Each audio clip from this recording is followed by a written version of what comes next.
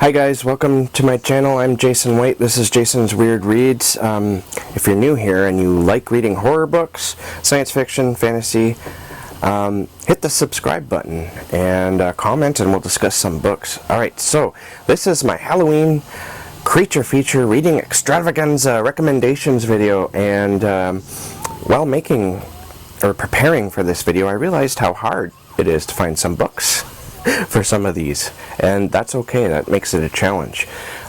So I'm gonna go through the challenges, and I got 4 or 5, I think one has 6 recommendations, and they're not just recommendations, they're also suggestions, because I can't recommend what I haven't read, and some of these books I have not read. So so here we go. Oh, and before I get into that, go check out John's video. He did a recommendation video, and it'll be linked down there and up here. And he's got a lot of great recommendations, some of which I will be giving my second approval with my own list. Alright, so the first one, read a vampire novel written by a female author. Excuse me, and the title for that is Only a Woman Can Break a Spell. So I have what John had here as my first, except I put all the books. The Vampire Chronicles by Anne Rice. And the reason why I put all the books is because I've read the majority of the Vampire Chronicles, and they're all very good, I think, until her more recent ones, and then it just kind of lost the feeling that it used to give me. That's just my opinion. I know that some people love those books too, but as I said, it's just my opinion. But yeah, definitely start somewhere in the beginning. You could start with Interview with the Vampire, but you won't be hurt if you start off at Queen of the Damned, for example, or Tales of the Body Thief. You don't need to read it in chronological order. Memnoch the Devil is a lot of fun, at least I found it was.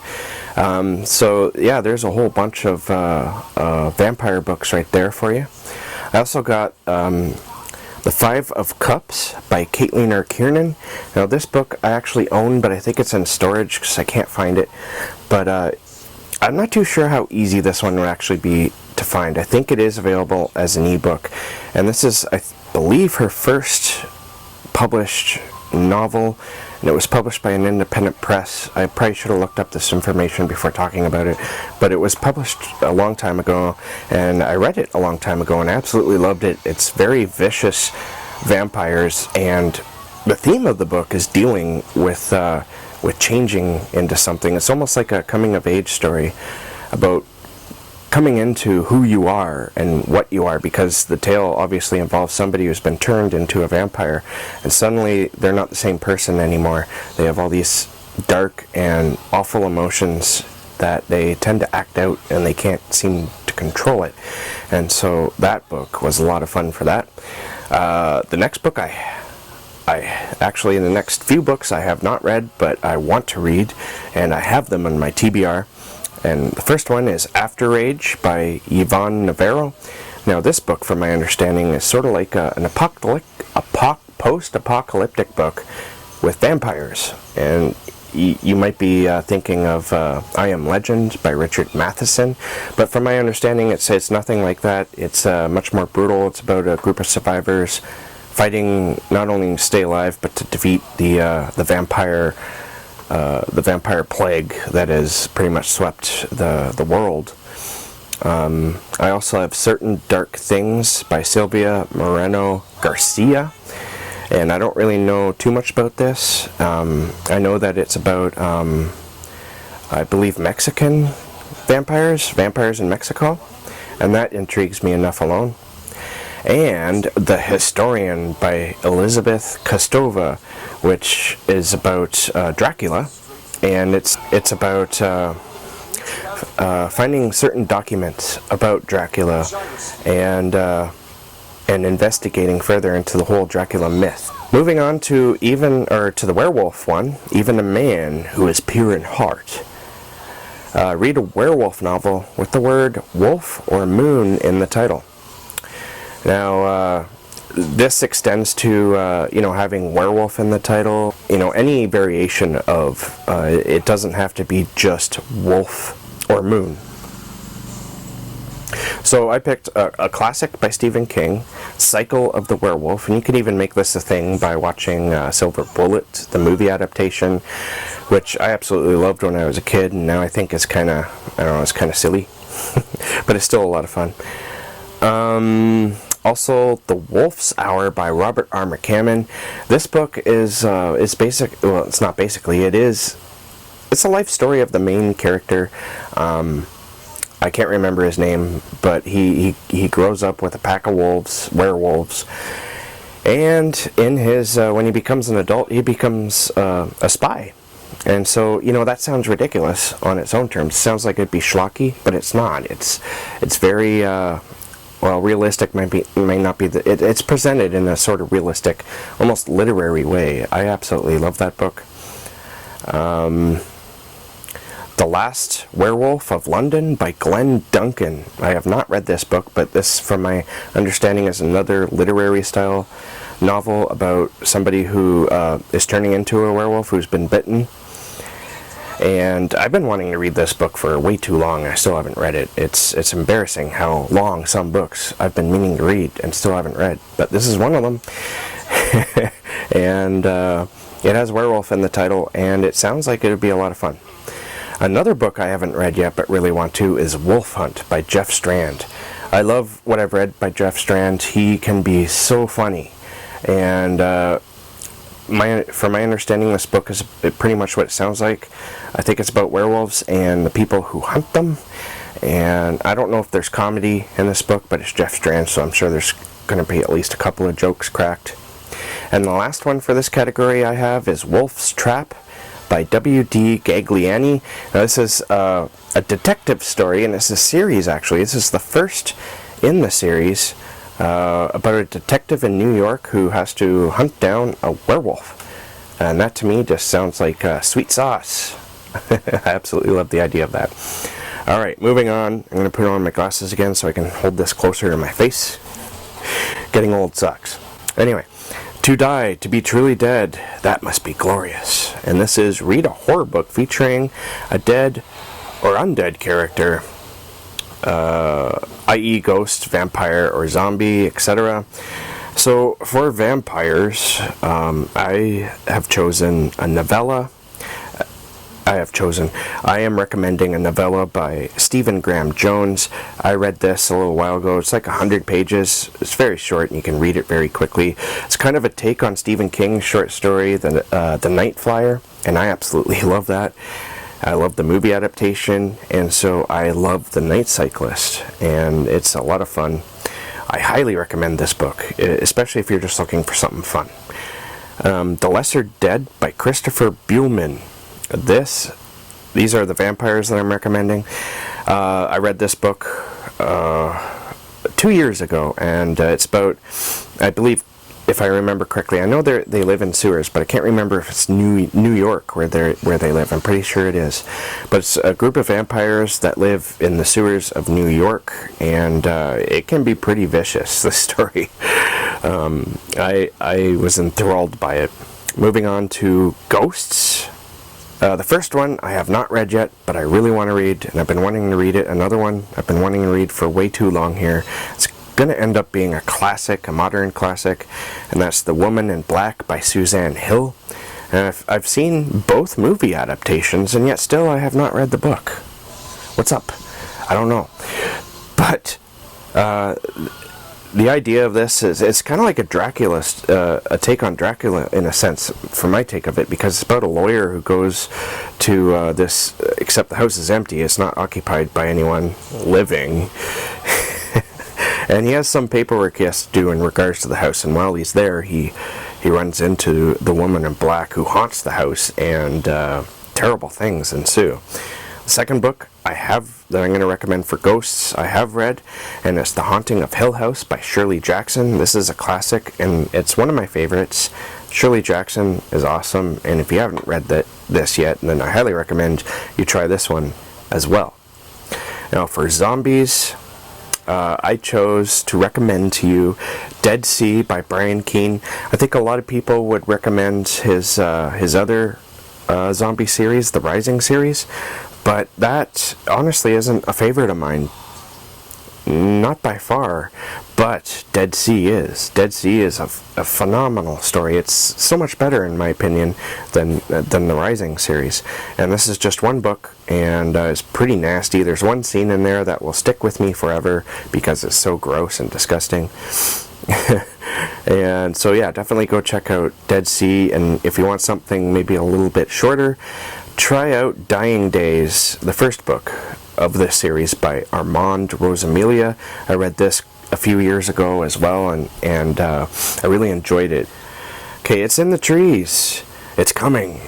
Read a book featuring a cryptozoological creature such as Sasquatch, Yeti, Chupacabra, Loch Ness Monster, etc. So these, the first I'm going to suggest here is pretty much any book written by Hunter Shea.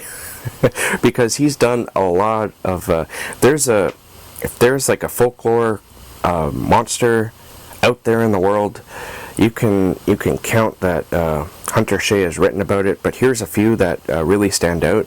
Creature, the Montauk Monster, which is about a giant man-eating alligator or crocodile, I believe. And he also read a Loch Ness story, Loch Ness Revenge, which sounds like a lot of fun. There's also The Jersey Devil, which I'm going to be reading. I'm also going to suggest by author Eric S. Brown. This was also recommended by John, but I have to give it my second vote on it because it's so much fun. These books are crazy, and it's Bigfoot Wars by Eric S. Brown. These, as I said, these books are about an army of Bigfoots that pretty much just storm towns and tear people to ribbons. And it's just violent and gory, and it's crazy fun. If that's not your thing, definitely, as John said, stay away. But if that sounds like fun to you, you're going to love it. I promise.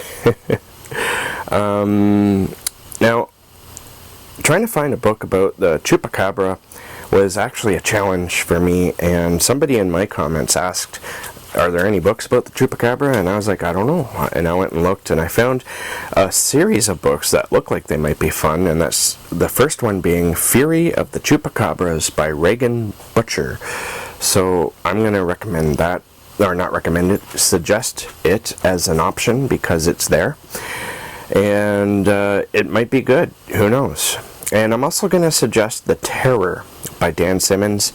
This one is a little bit because I don't think you ever really learn what the creature is in there. Is it a Yeti? Is it a demon polar bear? Who knows? I can't remember. I have read that one and I highly recommend it. I just don't remember the end very well. I do remember some of the things that happened in that book though, and it's chilling. Literally. No pun intended. Or maybe the pun was intended. I don't know. Alright, so the next one was actually the hardest to come up with because, as John said in his recommendation video, there's not too many people who've written cosmic horror who are people of color. So that's the last prompt. From Beyond, read a story of Lovecraftian or cosmic horror written by a person of color, or as John says, an author of color. So I picked a few, and John recommended this one as well, but it's a fantastic book, and if you haven't read it yet, you really should make this one your choice. And that's The Ballad of Black Tom by Victor Laval. This is a book. Victor Laval takes one of H.P. Lovecraft's most notorious stories for being racist and awful towards colored people, and he turns it into a story about what it's like to be prejudiced against constantly and to be hunted down by police. The story starts off with Black Tom. He's a musician. He plays guitar for money, and although he doesn't feel he's as good as his father, but that's nothing. The story takes, at the beginning of the story, he's playing guitar and he gets hired by this well-to-do, wealthy person to come and play his guitar at his place. And the interesting thing about that is Black Tom is very weary of doing this because he doesn't know what the intentions of this person is because of the color of his skin. Is he going to be tortured and murdered to death? And along the way, like on his way there, he gets confronted by police, and the minute he sees, or the second he sees the police officers, he's like, oh great, you know, I'm in for it now. And they do not give him an easy time, and the book is filled with that. But when he gets there, there is something to do. There is an ulterior motive to the wealthy persons wanting him to be there, but it's not what you think. And the story goes in a very strange and odd, almost empowering way, but in a very dark sort of sense. So I highly recommend that. Moving on, if that's not your type of thing, and this book I'm suggesting, reminding you that John is reading this one, and it's White is for Witching by Helen Oyeyemi. I'm also going to suggest a book that I want to read, Let's Play White by Kezia Burke. And this is the one I wanted to talk about. She Walks in Shadows. John recommended this one. It's edited by Silvia Moreno-Garcia. And while I was doing research for this topic, I ran into an interview, I believe it was with Maria, where she was talking about how she was trying to diversify the table of contents of this, because it's a collection of short stories, and a lot of the people in this collection of short stories are diverse. They're people of color, and she said she had a lot of trouble finding them, though, because a lot of the writers that she approached were like, no, I don't want to write anything for that, because H.P. Lovecraft was a racist creep. And so she was like, yeah, but we need to reverse that, not his racism, but because Lovecraftian fiction and the whole Cthulhu mythos influences so much, we need to present it in a better light. And so I guess she found quite a few by the looks of it, because I was going through the table of contents, and it is very diverse from my understanding. And so She Walks in Shadows, edited by Silvia Moreno-Garcia. And one final one is Beneath the Rising by Premi Mohammed.